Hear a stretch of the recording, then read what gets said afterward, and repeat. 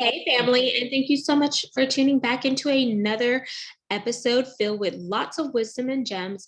In the hot seat with me today is Dr. Elizabeth Lombardo, and here's a bit about Dr. Elizabeth. She is a licensed practicing psychologist with an MS in physical therapy and a PhD in psychology, who combines research findings, real life stories, and humor to provide actionable tips that individuals can benefit from immediately. Consider Shaquille O'Neal's head coach for happiness. Lombardo is on a mission to free people from the stress of perfectionism caused by their own inner critics. She is considered the country's most widely interviewed celebrity psychologist, with hundreds of radio and TV appearances on shows like Dr. Oz, The Today Show, Steve Harvey, CNN, Fox Business News, and others. She has been quoted in media outlets including the New York Times, the Wall Street Journal, Money Magazines, Forbes, Women's Health, and some of us ladies' favorites, Cosmopolitan. Her own articles can frequently be found in Success, Fast Company, Entrepreneur, Better Homes and Gardens, and other publications. Dr. Elizabeth Lombardo has the best tips in her new book, Get Out the Red Zone. It's the book you need to help and guide you to de-stress and focus on things that will make you what? Truly successful. The Get Out the Red Zone book has everything you need and more to have the right frame of mind to overcome all of the life's challenges that may pop up. So without further ado, welcome the woman behind it all, Dr. Elizabeth Lombardo. Well, thank you for having me. It's an honor. I hope I pumped you up because I definitely wanted to put some emphasis because I was like, man, she's been on some amazing TV shows. And now I'm on an amazing podcast. So yay. So Dr. E, before we dive into our segment of the psychological red zone, where you're going to break down what that is, I definitely want to connect with you on a personal level so the audience gets to know who is Dr. E. So here are two options. We could play a rapid fire 10 question game or break the ice up front. Which would you like to do? I don't know what the break the ice up front is. So let's do the 10 rapid questions. Okay, they're going to be rapid. You ready? Number 1, favorite color? Blue. Number 2, dream car? I guess a Tesla. Okay, I'm not a big car person, but it would be, environmentally nice. Okay. Number 3, you get an all expense paid trip anywhere in the world.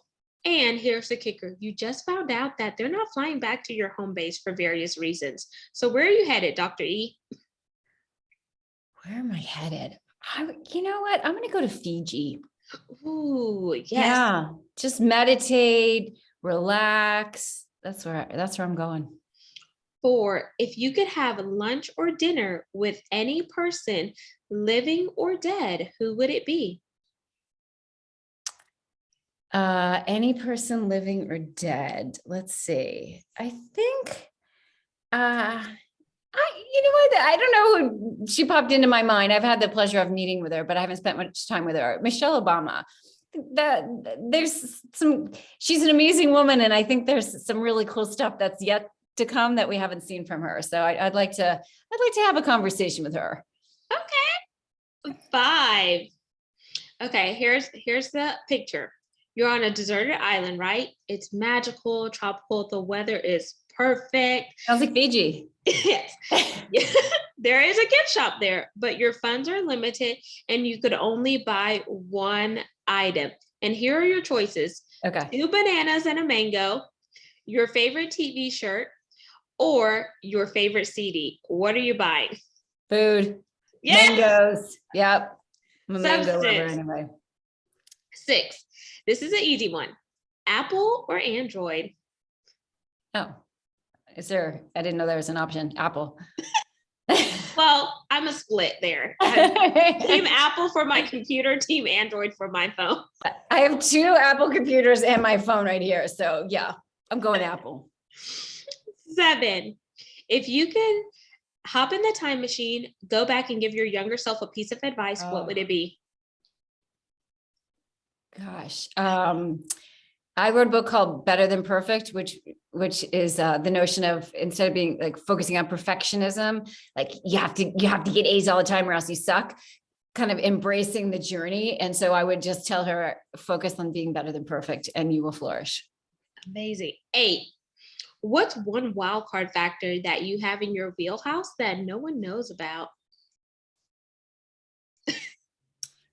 I don't know if this is, I don't know. This is what comes up to me. I was asked kind of similar, the notion that we all have superpowers. And when they asked me what my superpower is, that this is what came up.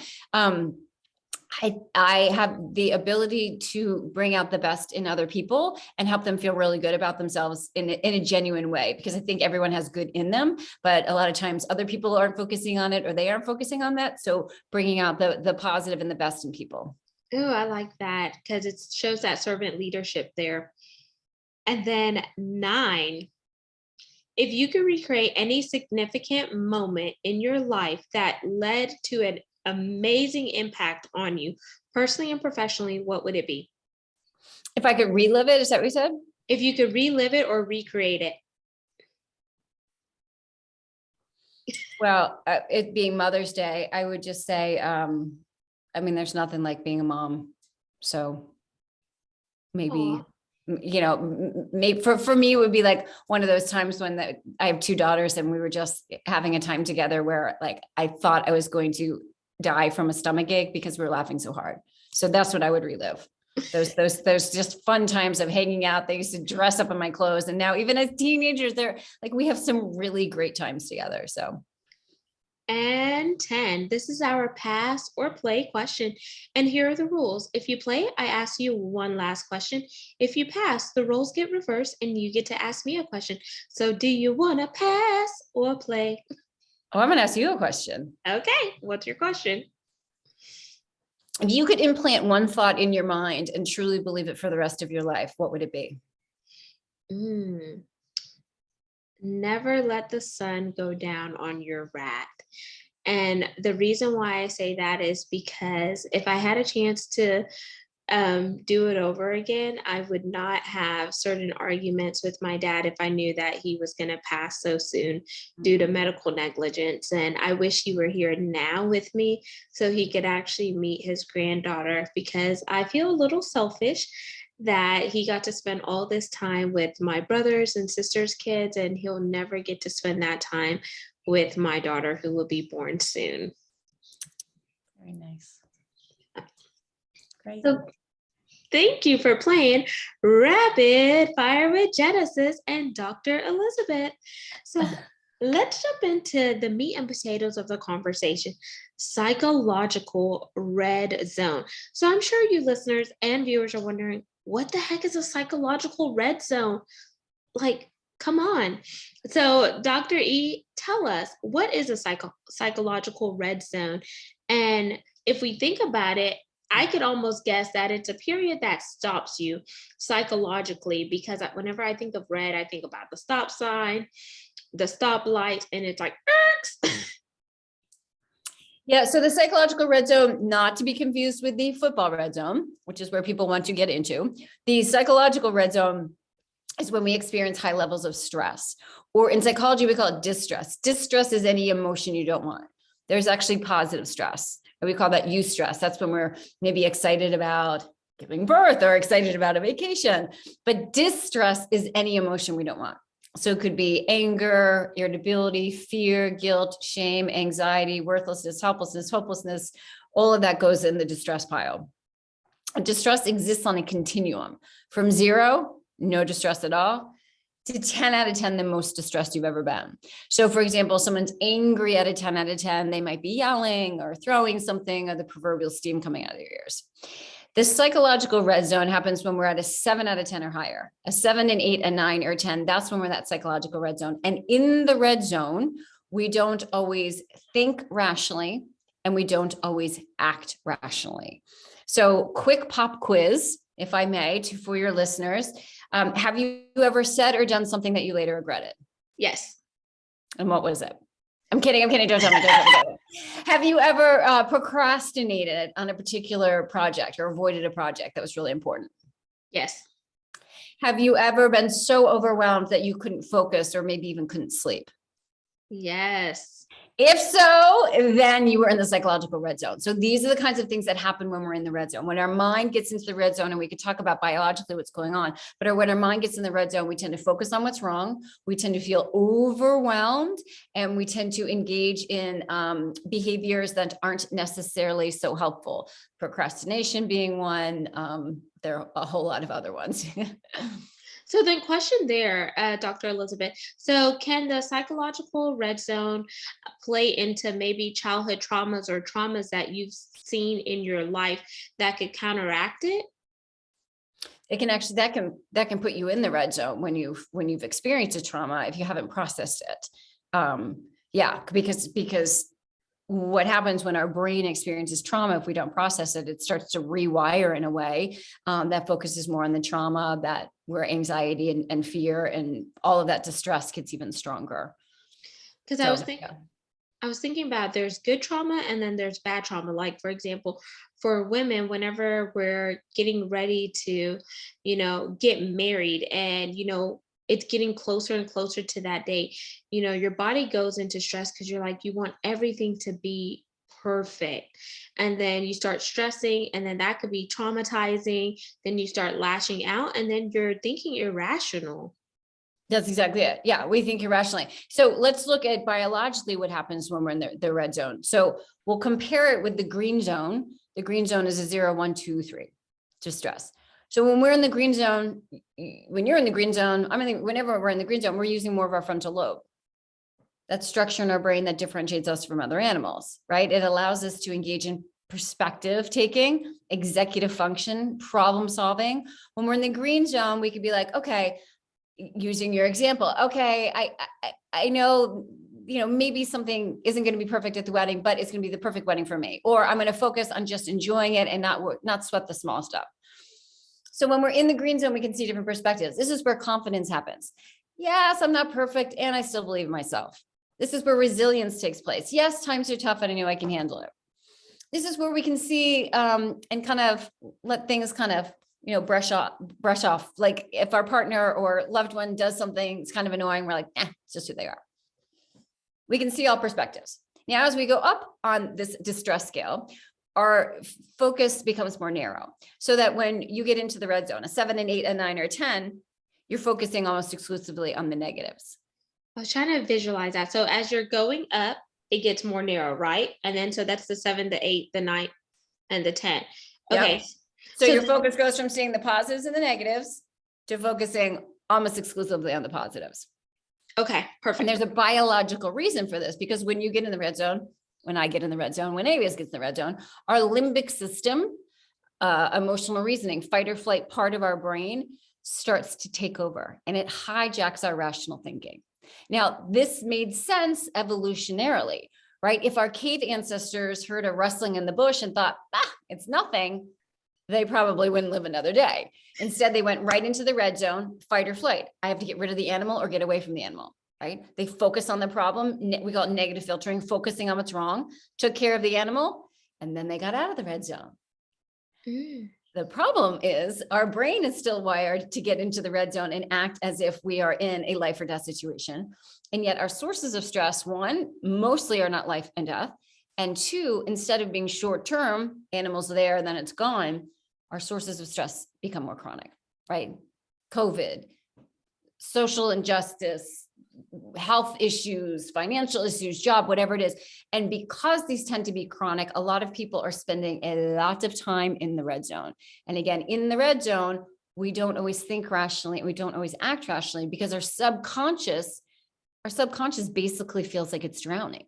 Right? A drowning brain is not one that's going to be open to new ideas. A drowning brain is not going to be one that sees the positive in what's going on. A drowning brain is focusing on not drowning. It's focused on the problem, and it feels overwhelmed.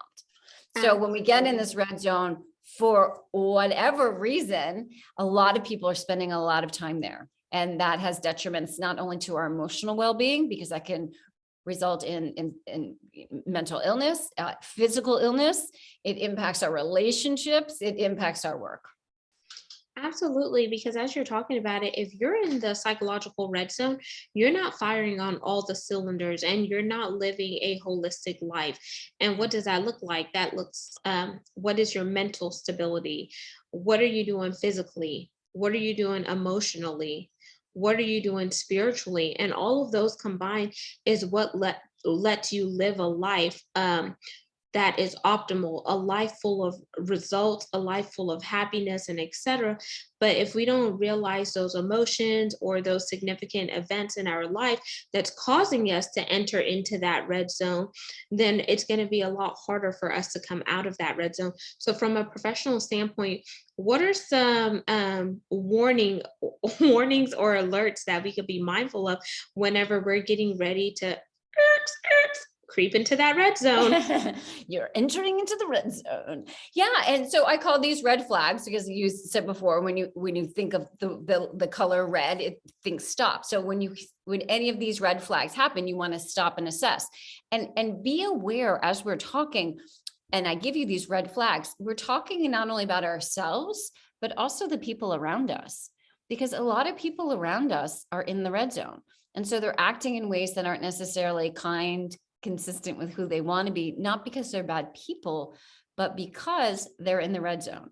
Sometimes when we're in the red zone, we can engage in behaviors that aren't all that wonderful, right? Not because we're bad people, but because our limbic system has been hijacked. Our rational thinking isn't there.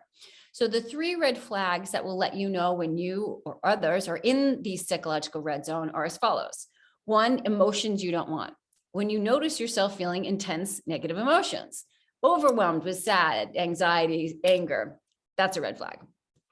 2, physical sensations, right? Our minds and our bodies are so interconnected. Think about when you're feeling stressed, how does your body feel?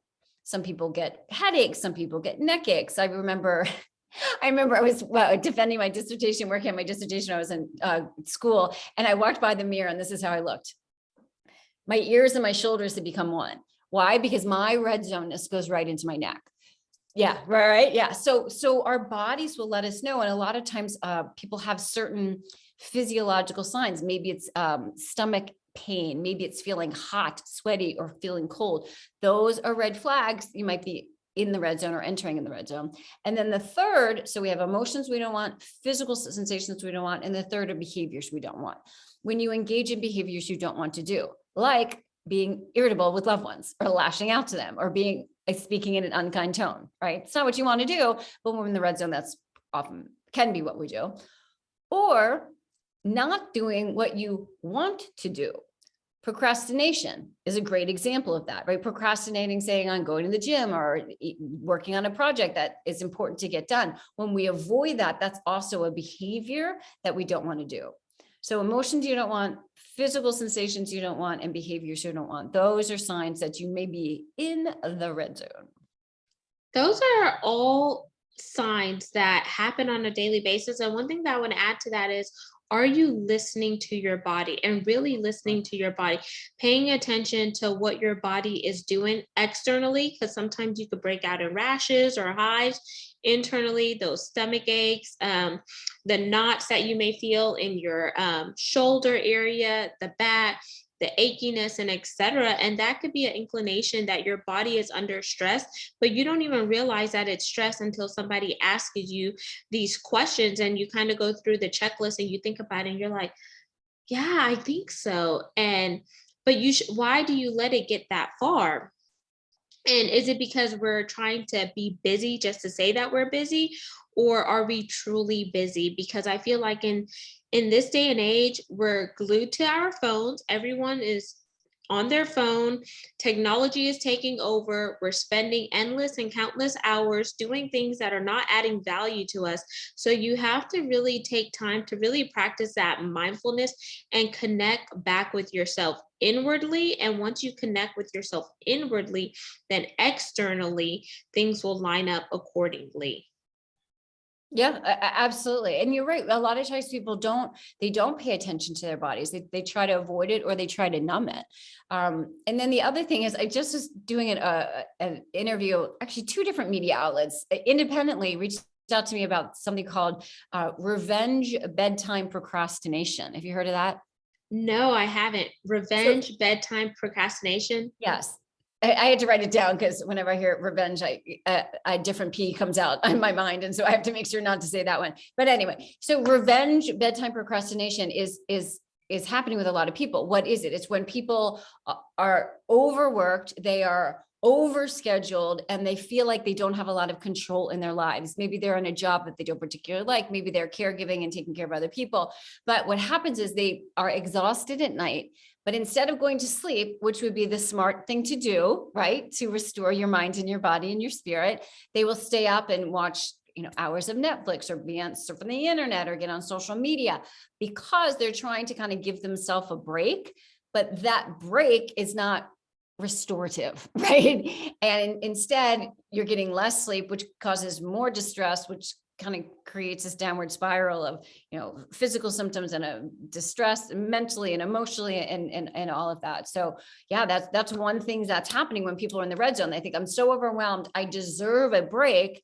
Instead of doing the healthy thing, go to sleep, they'll stay up. Okay. And then, Dr. Elizabeth, whenever you began to write your book, what are some of the challenges that you faced with writing this book, if any? Yeah, so this is my fifth book, I guess, writing. This was a fun one because I'm not a writer, right? I'm a psychologist and I went to school for psychology. Do I write a lot? Absolutely. But I actually worked with an editor, and I've worked with editors before, but this was a really great editor. And so we worked very closely together. And I call it Charlie Brown Christmas treeing my work. So I don't know if you remember, Charlie Brown gets the Christmas tree that's so sad looking, and then his friends go like this, and suddenly it looks beautiful. And a great editor will do that. I used to have a column in Better Homes and Gardens on parenting, and they would ask me a question, and I'd send in my response, and then I'd read it, and the information completely the same, but the way they said it, I was like, wow, that sounds really good. So for me, it's been very much, I don't have to do it all myself. I'm good at this, and let me find the people who are good at this, and let's work together. And I think that's something to remember, whether we're writing a book or whether we're doing anything in life, that we have our own strengths, and the areas we don't have strength, we can get support, either learning to become stronger with that, or just working with others to work towards a common goal. Absolutely. Focus on your zone of genius and outsource the rest whenever it makes sense. Exactly.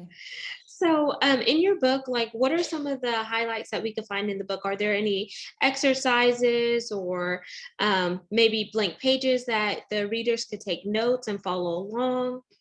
Yeah, so it's very much it is a book, but it's really it's not a workbook per se, but there are specific things that you can do.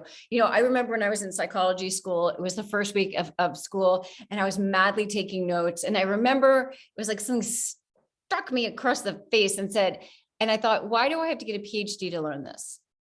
We would all benefit to understand basic concepts of how our mind works and how to make it work for instead of against us. Because what goes on in our minds, as you well know, impacts everything that we feel and do.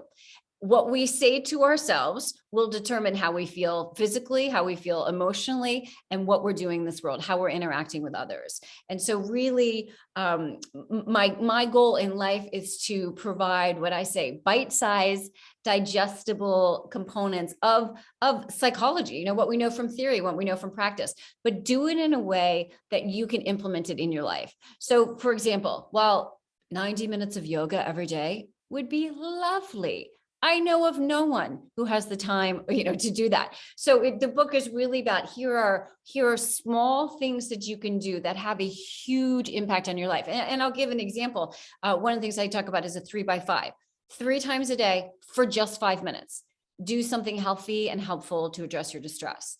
So it could be 5 minutes in the morning, you wake up and you focus on gratitude. It could be 5 minutes at lunch, you go for a quick walk. It could be for those people who are commuting, or even if you're not, maybe calling a friend in the afternoon, meditating, prayer, exercise, listening to music, laughing. I mean, the things that you can do are countless, but doing it 3 times a day for just 5 minutes, everybody has that time, right?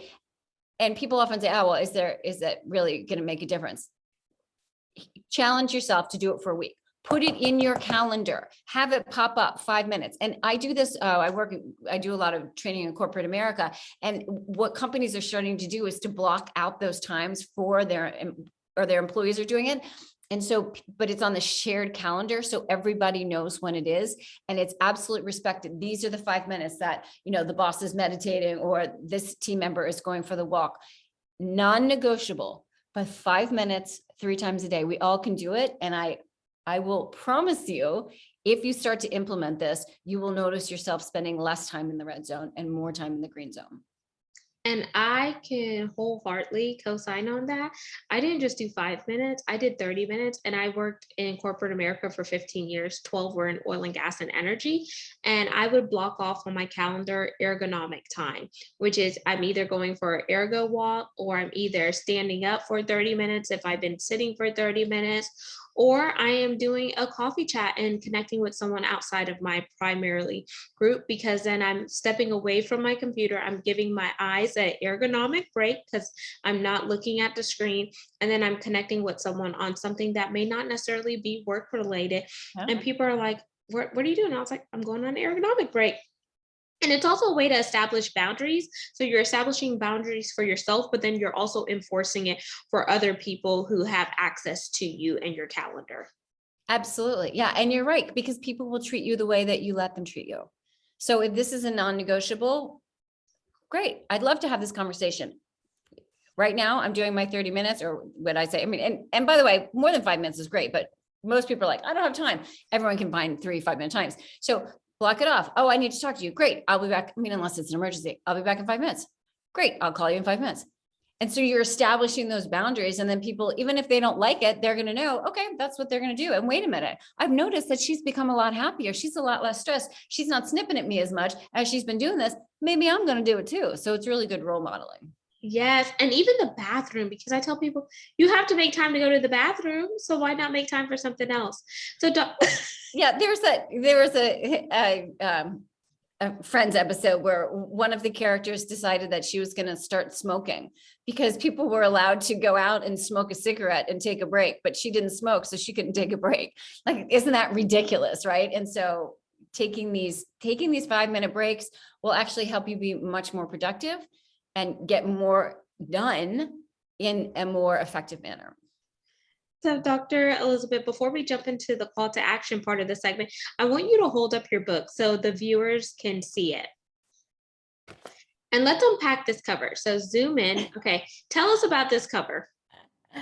I am getting, which side? I am getting out of the red zone. See that? I am getting out. Yeah, so getting out of the red zone. So transform your stress. The tagline is transform your stress and optimize true success. So transform your stress. What does that mean? It means we all have stress, right? So I'm not saying get rid of your stress. And in fact, we know from psychology that a moderate amount of stress, hopefully in the form of eustress, positive stress, actually helps to motivate us, right? If we have no reason to want to change, if something's super easy, or we don't think it's going to be helpful on one end, or if it's so hard and overbearing that we're not going to do it, that can prevent us. But so we want to transform our stress from being one of distress, negativity, to eustress, being excited, being, passionate about moving forward. And then optimize true success. True success is a trademark term. And I created it after working with clients for, I used to say 20 years, but we're way past 25 now. So for a long time. And in general, my clients tend to be quite successful on paper, right? They're making the money, they got the jobs, blah, blah, blah. And yet they come to me saying, is this as good as it gets? because they don't have the fulfillment. They have the success of what society calls success, but they don't truly have that fulfillment. So the true success formula is 3 variables. It's 3 ingredients. It's passion, it's purpose, and it's people. Passion means positive energy, even during challenging times, right? That's getting out of the red zone and living more in the green zone. Purpose, we all seek purpose, meaning, and fulfillment in our lives. So making that a vital part of our lives. And then people, we are social beings, right? And like it or not, we interact with other people. So how can we optimize our relationships with others? So when we have passion, when we're led with passion, we have purpose-driven focus. And when we optimize our relationships with other people, that's when we get to enjoy true success. Ooh, I like that. So the 3 P's, and I just put in my notes PQ: passion, purpose, and people. And then what is the tagline for the 3 P's? What does that allow you to do, Dr. E? To cultivate true success. Cultivate true success. Yeah. And the thing I want to add on to that is success is personal, because what success looks like for Dr. Elizabeth may be totally different than what success looks like for another doctor that is also a psychologist. But you have to be so happy and in tune with yourself that you know what your success is, because success could be driving that Tesla, that Lamborghini, or that dream car that you have, living in this nice house, but then you may not have time to spend time with your family. Whereas other doctors, they love spending time with their family. They drive a normal car like a Toyota or whatnot, but they have success and they're happy with it. So don't look at the success that somebody else has and try to depict that onto yourself, because then your own vision becomes stale and stagnant. Absolutely. Yep. And again, defining it for yourself and not how society does. Nothing wrong with wealth, right? There's nothing wrong with that. But if that's how you define your worth and your success, you're never going to feel successful enough. Because what happens is people are like, oh, I'll feel successful when I make my first 100,000, 200,000, million. But you get on this treadmill, and once that's how you define success, or that's how you define your worth, once you achieve it, what happens on a treadmill? You got to take another step. You got to take another step. And I will say, I mean, I hear people, oh, I'll be happy when, this happens. I make this amount of money. I get this job promotion. And they're just on this treadmill. So that's part of true success, is really embracing where we are right now. And I will say, when I have more passion and purpose and optimal relationships in my life, not only do I have greater fulfillment, but the byproduct is my business is way more successful. I enjoy more what I do, and I get paid a lot more. So it feeds off of each other. Yes, the synergies there. Now let's jump into the call to action part of the segment, Dr. Elizabeth. When our listeners and viewers hear this, what do you want them to do? In terms of getting out of the red zone. Yeah, in terms of getting out of the red zone, or just leveling up and living their life optimally. Yeah. So, one of the reasons why I love the term red zone is it depathologizes and destigmatizes what we all go through, right? So May is Mental Health Awareness Month. I was out in LA yesterday, actually at an event, and one of the things I asked was the following: when you hear the word health, what comes to mind? And people often say things like nutrition and exercise. Great. When you hear the word mental health, what comes to mind? And people often say anxiety and depression. And isn't it interesting that we think of health, we think about proactive ways to be healthier. And yet when we think about our mental health, we think about pathology. So using the term red zone, we aren't saying what's wrong with you. We're saying we all get into the red zone sometimes. And what if this was part of our everyday language? What if we could have conversations about where we are and where everyone else is and help each other out? And I'll give a great example of this. I'm a professional speaker, so I give a keynote at a company, and a week later I met with the executive team. I love speaking, and I love meeting after to say, what worked, what didn't work, as they were applying the concepts that we talked about. And the CFO of the company told me that after learning about this concept of red zone, she now asks everybody, including herself, where they are on the scale before a meeting. And she had a really important meeting with her financial analyst. She said he was at a 9 out of 10. And she said, I knew, understanding the red zone, he wouldn't be able to think rationally. He wouldn't be able to be very helpful. It wouldn't be a productive meeting. She rescheduled the meeting for the next day. got him a gift certificate to Grubhub, which I thought was so funny. They met the next day and had a great meeting. What is that? What is she communicating? Your mental well-being is important to me. We all get in the red zone sometimes. There's nothing wrong with you. It's just what's happened. There are steps that we can take so that we can address our mental well-being so that we can flourish even more at work and in our personal life. So my goal, and I hope that as people hear this, they can start to see how can you apply this in your life. Maybe it's at work, maybe it's at home. I have not one, but two teenagers. And there are times when I get in the red zone. There are times when my kids get in the red zone. We now have words to use that instead of, oh, she's being teenager or mom's being, can I say bitchy? You know, oh, I'm in the red zone right now. Let me take a break. Right. Or when my daughter the other day was completely in the red zone and she said, Mom, I'm in the red zone right now. I just need to take a couple minutes. Awesome. Then we can have a conversation as opposed to when one person's in the red zone and the other person's in the red zone. We've all had conversations like that and it never ends up well. So my goal is that people will hear this. They'll start to apply it in their own lives. They'll start to give others grace to realize, oh, that person's in the red zone. It doesn't excuse behaviors, but it can help us understand. And instead of, getting upset with someone for their red zone-ness, give them some space, let them get out of the red zone. And then you can have the conversation of, I respect that you're stressed with work or in this relationship, whatever. And we still, need to be able to have a kind of conversation. So you can address that when people get out of the red zone, but really taking the steps for you and for others to get out of the red zone so that you can start to think more rationally, so that you can start to interact in the way that you want to, so that you can be the person who you truly are. Because in the red zone, we're not the people who we truly want to be or who we really are. Absolutely. Those are some amazing tips and a great call to action. So they could really spend time to just focus on where they are, who they are, and what they need to do. Now, Dr. Elizabeth, for the community to connect with you, plug your website and where you primarily hang out on social media. Yes, so ElizabethLombardo.com. That's where I am. If you have kids, I have a company. I started a company over the pandemic. It's called Elevive. ELEVIVE, elevate your mindset, thrive in life. And it's for adolescents and parents of adolescents because stress rates have never been so high for teens and their parents.